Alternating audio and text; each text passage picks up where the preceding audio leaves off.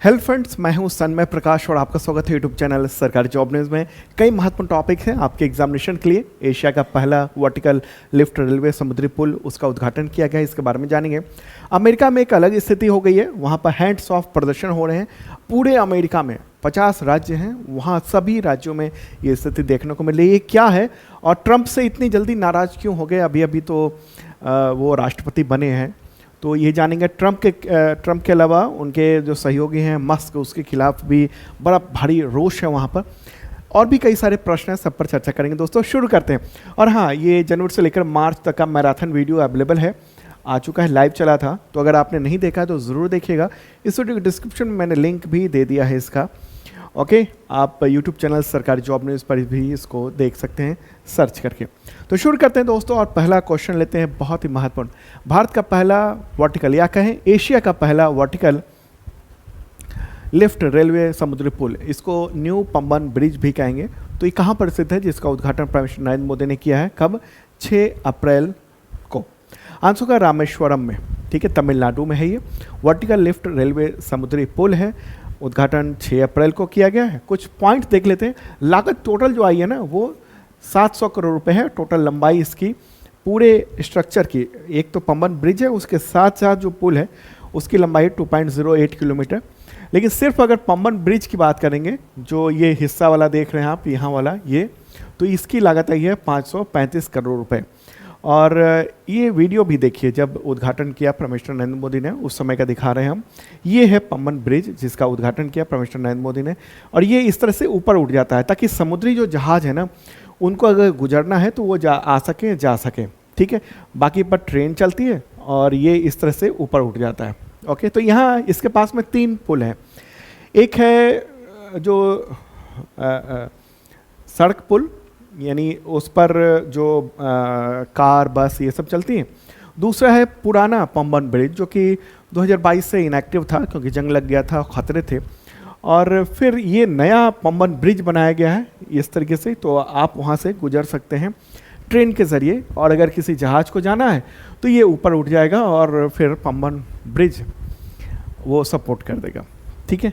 तो इसके ये जो है ना, काफ़ी इम्पॉर्टेंट ये एक प्रोजेक्ट था। 2019 में 2019 में इस प्रोजेक्ट को मंजूरी दी गई थी और 2024 में निर्माण पूरा हो गया था। और अब इसका उद्घाटन किया गया है। कहाँ से कहाँ तक है? तो तमिलनाडु के मनबम से रामेश्वरम को ये जोड़ता है, ठीक है।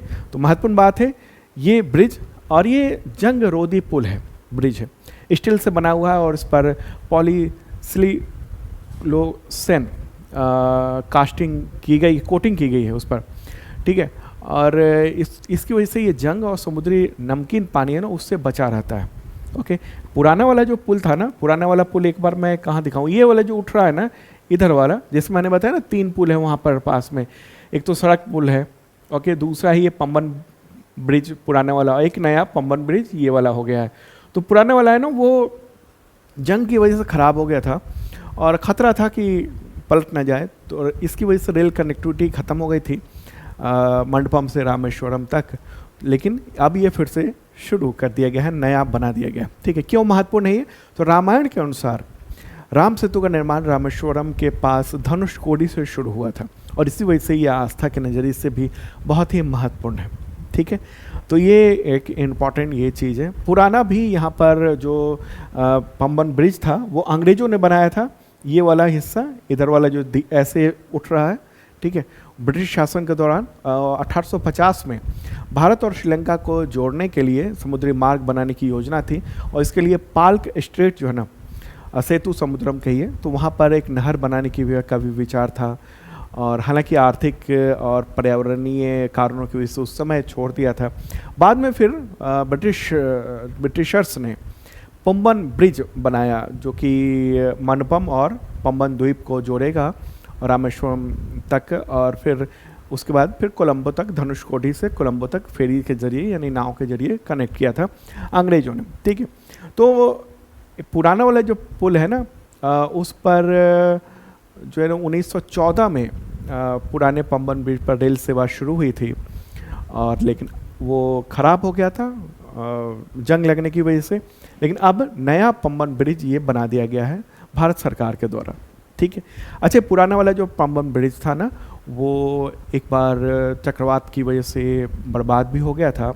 बात है 1964 की।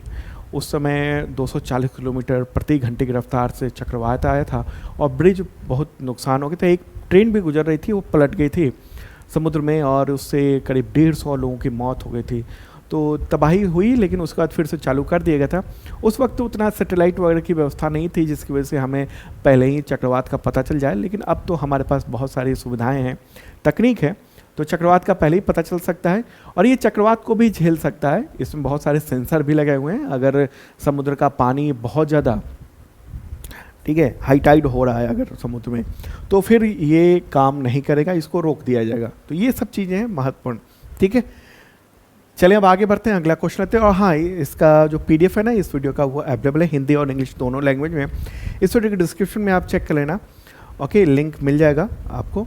और वैसे आप ये मतलब जो पीडीएफ है वो शार्प लर्निंग ऐप पर भी ले सकते हैं। वहाँ से शार्प लर्निंग ऐप है, गूगल प्ले से आप डाउनलोड कर सकते हैं।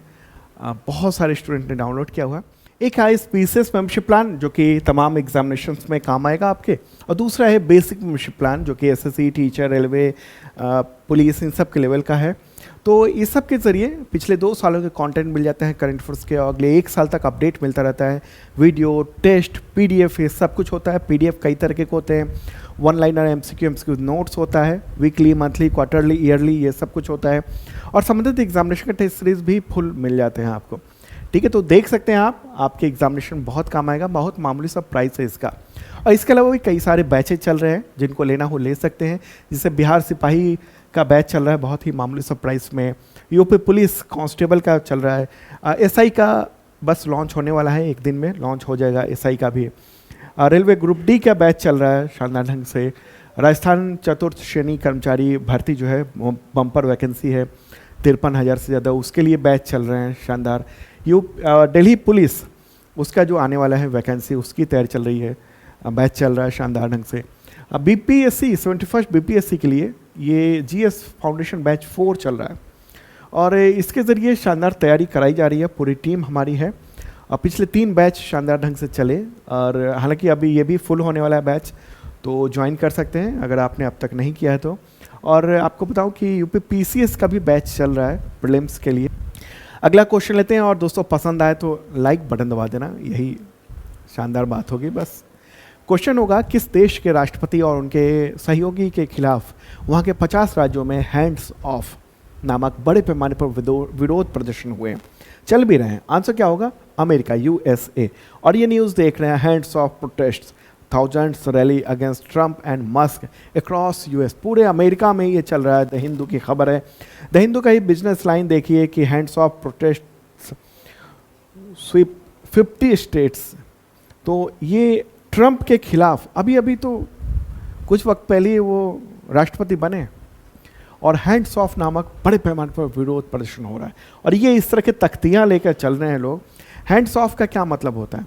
मतलब कि ये एक तरह से संदेश है ट्रंप को कि किसी खास संस्था, प्रक्रिया, अधिकार से हाथ हटाने की मांग, हर चीज़ में जो हाथ गुजार रहे हैं उसको न करने की मांग हो रही है। और ये देख लीजिए किस तरीके से पब्लिक जो है ना उमड़ी है। बोस्टन, न्यूयॉर्क, शिकागो, ये देख रहे हैं आप। इसके अलावा देखिए आप Portland, San Francisco, San Diego, भीड़ है, हजारों लाखों लोगों की भीड़ है, ठीक है। और ये देखिए अलग अलग राज्यों में, मतलब 50 राज्यों में ये गजब का ये सब चीज़ें देखने को मिल रही है वहाँ पर, जो हैंड्स ऑफ प्रदर्शन चल रहा है। और बहुत ही आश्चर्यजनक है ये। क्यों है? क्योंकि अभी राष्ट्रपति बने हैं, और प्रदर्शन क्यों हो रहे हैं? ये प्रदर्शन मुख्य रूप से अमेरिका के राष्ट्रपति डोनाल्ड ट्रंप और उनके सलाहकार एलन मस्क की नीतियों और उनके जो एक्शंस हैं उन सब के खिलाफ आयोजित हो रहे हैं। इन प्रदर्शनों में 150 से अधिक नागरिक संगठनों, श्रमिक संगठनों, बहुत सारे एडवोकेसी ऑर्गेनाइजेशन, ये सब ने हिस्सा लिया है। और प्रदर्शन का मुख्य मामला यही है कि जो ट्रंप की नीतियाँ और इसके अलावा न्यायपालिका में दखल है, लोकतांत्रिक जो संस्था है उस पर जो बुरे प्रभाव पड़ रहे हैं इनके, उसी का है। मुख्य कारण यही सब है, जैसे सामाजिक सेवाओं में कटौती की गई है, सोशल सिक्योरिटी और मेडिकेड जैसे सेवाओं में कटौती की गई है। एलन मस्क बहुत ज़्यादा प्रभावी हैं और DOGE जो एक डिपार्टमेंट बना है और उसमें वो सलाहकार की भूमिका में है और उनके कहने पर, उनके बताने पर बड़े पैमाने पर छटनियाँ हो रही हैं वहाँ पर, ठीक है। इसके अलावा एलन मस्क पर यह भी आरोप है टेक्नोलॉजी कंपनियों के ज़रिए जैसे एक्स और टेस्ला के ज़रिए सूचना नियंत्रण कर रहे हैं, वो मीडिया सेंसरशिप कर रहे हैं, सरकारी कॉन्ट्रैक्ट्स में भारी दखल कर रहे हैं। तो ये जो चीज़ें हो रही हैं इसकी वजह से वहाँ की जनता बहुत नाराज़ हो गई है, ठीक है। और एक और बात है कि पिछले दिनों जो डोनाल्ड ट्रंप ने टैरिफ वॉर शुरू किया था, ट्रेड वॉर शुरू किया था, जिसमें दुनिया के तमाम देशों पर, ज़्यादातर देशों पर टैरिफ बढ़ा दिया था, यानी आयात कर बढ़ा दिया था। तो इसके वजह से वहाँ का जो शेयर बाज़ार है ना वो गोता लगा दिया है, वो बहुत बुरे दौर में चल रहा है वहाँ का शेयर बाज़ार, और इसकी वजह से भी लोग बहुत नाराज़ हैं, ठीक है। और एक और बात है कि अब महंगाई बहुत ज़्यादा होने वाली है वहाँ पर। क्यों? क्योंकि टैरिफ बढ़ा दिया गया, यानी वहाँ पर बाहर से जो भी सामान आ रहा है वो बहुत महंगा हो जाएगा। तो अभी से ही कुछ वक्त बाद से फल सब्जियों का 1 हफ्ते में समझ में आ जाएगा। इसके अलावा जो बाहर से जा रही हैं कार, यहाँ तक ट्रंप का भी जो टेस्ला है वो ज़्यादातर चाइना में बन रहा है। तो इस तरह की चीज़ें, तो उससे दिक्कत हो रही है। इसके अलावा तमाम जो अमेरिकी कंपनियां हैं, अब उनको डर ये है, जैसे गूगल हो गया, फेसबुक हो गया, यानी मेटा हो गया, इसके अलावा बहुत एनवीडिया है, बहुत तमाम जो भी टेक्नोलॉजी कंपनियां हैं अमेरिकी, तो वो पूरी दुनिया में व्यापार कर रही हैं। और अगर तमाम सरकारों ने, ख़ासतौर पर यूरोप में बहुत ज़्यादा आक्रोश है ट्रंप को लेकर, तो अगर उन लोगों ने इन कंपनियों पर इसी तरह का टैक्स लगाना शुरू कर दिया, एक्स्ट्रा टैक्स, तो फिर बहुत बुरे परिणाम अमेरिका को झेलने पड़ेंगे, ठीक है। तो ये फ़िलहाल ये जो है ना अचानक से वहाँ पर ये स्थिति देखने को मिली है। बहुत ही चौंकाने वाला मामला है कि अभी अभी जुमा कुछ दिन हुए हैं, राष्ट्रपति बने हुए हैं, और उनकी नीतियों की वजह से इतने सारे प्रदर्शन पूरे अमेरिका में ये चल रहे हैं, ठीक है। चलें अब आगे बढ़ते हैं और अगला क्वेश्चन लेते हैं। महत्वपूर्ण प्रश्न यहाँ पर होगा, ये आप देख रहे हैं कि अमेरिकी राष्ट्रपति डोनाल्ड ट्रंप ने भारत पर कितने प्रतिशत का, क्या है यहाँ पर, रेसिप्रोकल टैरिफ लगाने की घोषणा की है। रेसिप्रोकल टैरिफ का मतलब क्या हुआ? रेसिप्रोकल का मतलब हुआ जैसे को तैसा, ठीक है। तो यहाँ पर हालांकि कहा है उन्होंने डिस्काउंटेड रेसिप्रोकल टैरिफ, ठीक है। तो ये कितना परसेंट है? इसका आंसर होगा 26% लगाने की घोषणा कर दी है, ठीक है।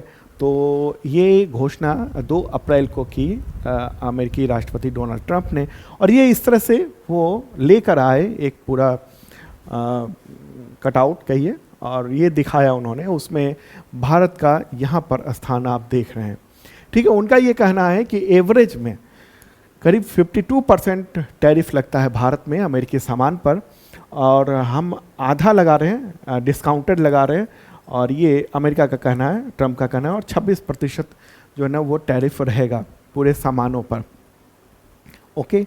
तो ये इसका क्या मतलब हुआ? टैरिफ का मतलब क्या होता है? मैंने पहले भी बताया, टैरिफ का मतलब कि एक देश में दूसरे देश से जो सामान आता है, जैसे भारत में अमेरिका से कोई सामान आ रहा है, ठीक है, और भारत जो है ना वो अपने उद्योग को बचाने के लिए कि यहाँ पर डंपिंग ना हो जाए और यहाँ पर अपने उद्योग बचे रहें, तो इसके लिए क्या करता है, एक टैक्स लगाता है जो कि आयात कर कहते हैं, ठीक है, ओके। टैरिफ इसको अंग्रेजी में टैरिफ भी कहते हैं। तो वो जितना परसेंट लग गया सरकार ने उतना ले लिया, तो उससे क्या हुआ, उतनी महंगाई हो जाती है सामान की, तो उतना महंगा हो जाता है। तो वही अमेरिका कह रहा है कि आप हमारे सामान पर इतना टैक्स लगा रहे हैं, हम जो है ना वो अब 26% लगाएंगे। कुछ देशों पर तो 10% का एक्स्ट्रा भी टैरिफ लगाने की बात की गई है, ओके। ओके, तो ये एक इम्पॉर्टेंट बात है। और अमेरिका जो है ना वहाँ पर अमेरिका को हर साल जो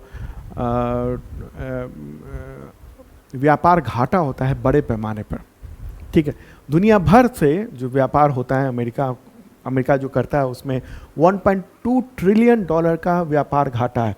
मतलब उतने का कम सामान वो बेचता है, मतलब उतने के ज़्यादा वो खरीदता है, ठीक है। तो इस जो व्यापार का जो घाटा है ना, व्यापार घाटा किसको कहते हैं?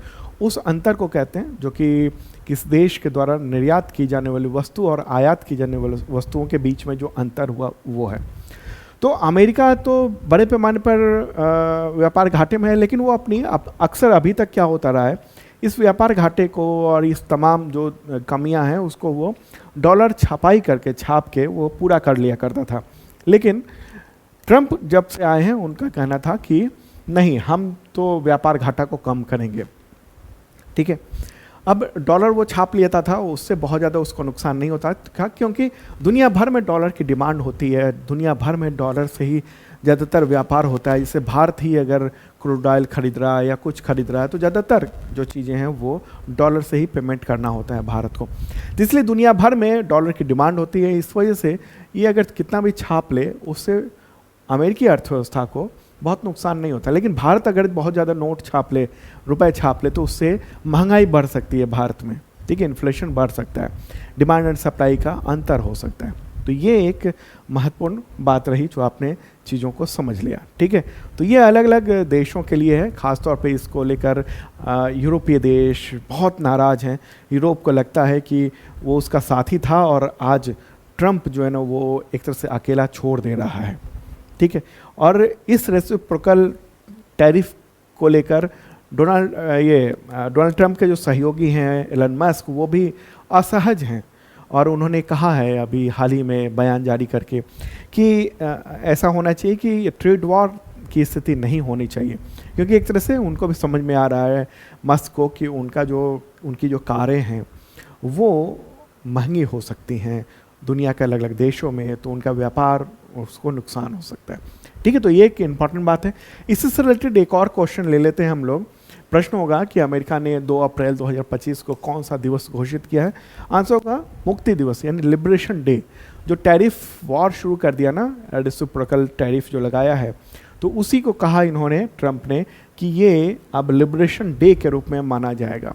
ठीक है, चलिए, दुनिया में उथल पुथल कर दिया उन्होंने और सेलिब्रेट कर रहे हैं, लेकिन अब जनता भी विद्रोह पे आ गई है।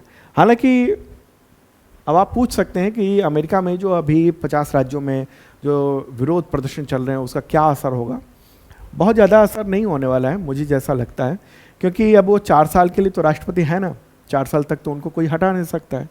ओके, पिछली बार भी जब वो राष्ट्रपति थे उस वक्त भी इनका बहुत विरोध हो रहा था। ओके, तो ये पॉपुलर भी है अपने क्षेत्र में, अपने जो इनका जो वोटर है वो भी बहुत कोर वोटर है इनका। ओके, तो अभी फिर 2 साल के लिए 2 बार के लिए राष्ट्रपति बनाए जाते हैं अमेरिका में मैक्सिमम।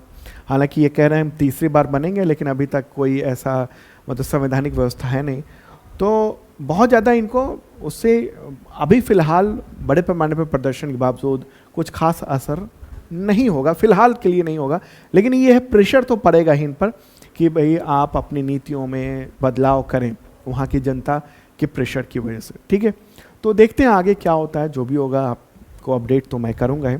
अगला क्वेश्चन होगा, विकास और शांति के लिए अंतर्राष्ट्रीय खेल दिवस कब मनाया जाता है? आंसर होगा 6 अप्रैल को मनाया जाता है। ठीक है, तो समाज में स्पोर्ट्स के महत्व को उजागर करने के लिए यूनाइटेड नेशंस जनरल असेंबली ने 2013 में इस दिवस की घोषणा की थी। ओके, अगला क्वेश्चन, भारत और किस देश के बीच में हुए समझौते के तहत भारत उसके साथ मिलकर परमाणु रिएक्टर को डिज़ाइन और निर्माण करेगा? आंसर होगा अमेरिका। Okay, America. ठीक है, तो ये आपको पता होगा भारत अमेरिका असैन्य परमाणु समझौता हुआ था, 2007 में हुआ था, और उस वक्त के जो प्राइम मिनिस्टर थे तत्कालीन मनमोहन सिंह और उस वक्त के अमेरिकी राष्ट्रपति जॉर्ज डब्ल्यू बुश, तो उन दोनों ने समझौते किए थे। लेकिन उसको मंजूरी जो है ना अब मिली है 26 मार्च 2025 को। तो इस समझौते के तहत अमेरिकी ऊर्जा विभाग जो है वो अमेरिकी कंपनियों को भारत में परमाणु ऊर्जा संयंत्रों के संयुक्त रूप से डिजाइन करने की अनुमति दे दी है, मंजूरी दे दी है। तो भारत में परमाणु रिएक्टर का यहाँ पर निर्माण हो सकेगा, अमेरिकी कंपनियाँ निर्यात भी कर सकेंगे, वहाँ से भारत को एक्सपोर्ट कर सकेंगे। भारत में ये बहुत सारे जो परमाणु ऊर्जा के लिए जो रिएक्टर हैं वो स्थापित किए जा सकेंगे। तो इससे भारत को एक तरह से फ़ायदा होने वाला है, लेकिन वहाँ की कंपनियों को भी फ़ायदा होगा, क्योंकि अमेरिका और यूरोप के 2 देश हैं वो क्या कर रहे हैं आजकल कि जो परमाणु प्लांट है ना उन सबको धीरे धीरे कम कर रहे हैं।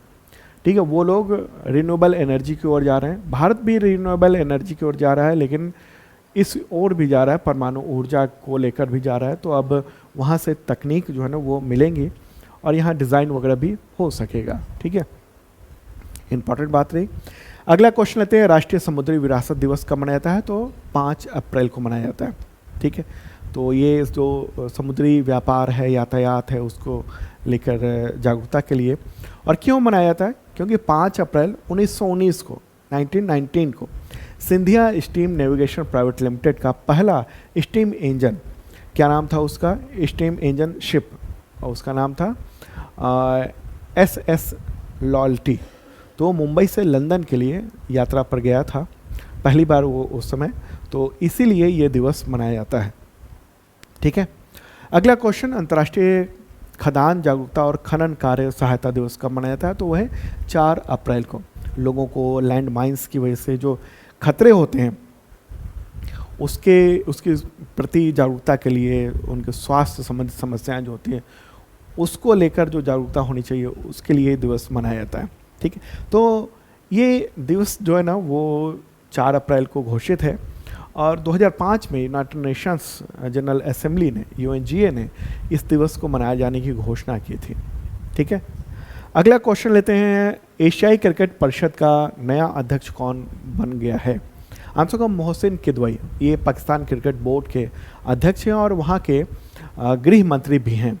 ठीक है, तो उनको अब बना दिया गया है अब एशियाई क्रिकेट परिषद का अध्यक्ष। ठीक है, और ये रहा फोटोग्राफ, क्या नाम? मोहसिन नकवी नाम है इनका। अगला क्वेश्चन लेंगे, UNCTAD, इसका फुल फॉर्म क्या होता है? UNCTAD फुल फॉर्म होता है United Nations conference on trade and development, Hindi में कहेंगे संयुक्त राष्ट्र व्यापार और विकास। ठीक है, तो इसकी एक रिपोर्ट आई है, उसकी टेक्नोलॉजी और इनोवेशन रिपोर्ट 2025। तो इसके अनुसार अग्रणी प्रौद्योगिकी के लिए तत्परता सूचकांक में भारत की रैंक क्या है? ठीक है, तो अंग्रेजी में कहेंगे रेडीनेस फॉर लीडिंग टेक्नोलॉजीज।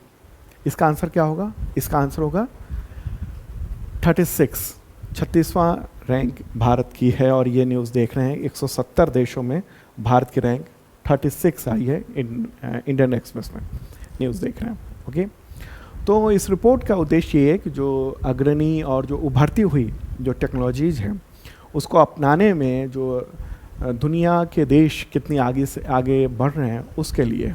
ठीक है, तो ये एक ख़ास तरह की इंडेक्स है और इसमें ये है कि भारत जो है ना वो 36वें स्थान पर है।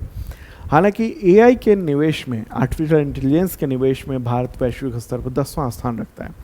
ठीक है, पहला स्थान आर्टिफिशियल इंटेलिजेंस में निवेश के मामले में अमेरिका है, फिर दूसरे स्थान पर चाइना है, भारत 10वें स्थान पर वो है।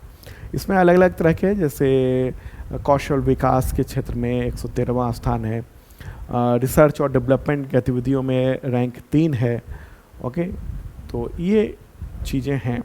ओके, अगला क्वेश्चन, केंद्र सरकार ने pension fund regulatory and development authority, उसका नया अध्यक्ष किसे नियुक्त किया है? आंसर होगा S रमन को किया है। मंत्रिमंडल की जो नियुक्ति समिति है उसी ने 5 साल के लिए या फिर 65 वर्ष की आयु प्राप्त करने तक इनको S रमन को नियुक्त किया है। उन्होंने दीपक मोहंती का स्थान लिया है, ले रहे हैं वो। ठीक है, और वो भारतीय लेखा परीक्षा और लेखा सेवा के 1991 बैच के अधिकारी हैं। तो ये जो संगठन है, ऑर्गेनाइजेशन है, अथॉरिटी है, ये भारत में पेंशन को लेकर काम करता है, पेंशन के रेगुलेशन वगैरह बनाने को काम करता है। इसकी स्थापना 2003 में की गई थी, मुख्यालय न्यू दिल्ली में है। दोस्तों, और भी करंट अफेयर्स हैं, जैसे बिम्स्टेक की जो मीटिंग हुई है, इसके अलावा भारतीय प्रधानमंत्री ने श्रीलंका की यात्रा की, उसमें बहुत सारे डिसीजन हुए हैं महत्वपूर्ण। ये सब कुछ चर्चा करेंगे कल के करंट अफेयर्स वीडियो में, और भी कई सारे महत्वपूर्ण टॉपिक्स हैं। ठीक है, और नेक्स्ट वीडियो कल का ज़रूर देखिएगा, करंट अफेयर्स शानदार आपके एग्जामिनेशंस के लिए। और बहुत सारे कोर्सेज चल रहे हैं शार्प लर्निंग ऐप पर, वो भी देख सकते हैं आप। और जिन लोगों ने सब्सक्राइब नहीं किया है इस चैनल को ज़रूर कर लें, बेल आइकन पर ऑल बटन दबा दीजिएगा बेल आइकन पर, ठीक है, तो तमाम नोटिफिकेशन आपको मिलते रहेंगे, एग्जामिनेशन की तैयारी शानदार हो सकेगी। Okay, bye.